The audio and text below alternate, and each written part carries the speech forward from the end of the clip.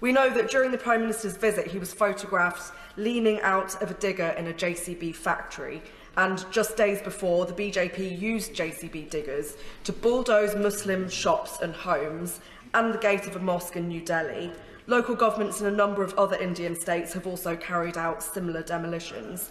So I ask again, did the Prime Minister raise this with Modi? If not, why not? And does the Minister accept that the Prime Minister's visit to India has helped to legitimise the actions of Modi's far-right government? We condemn any instance of discrimination. Thank you.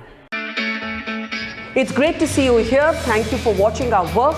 If you haven't subscribed yet, don't forget to click the bell icon and subscribe to Watch Your Story and support independent, robust journalism.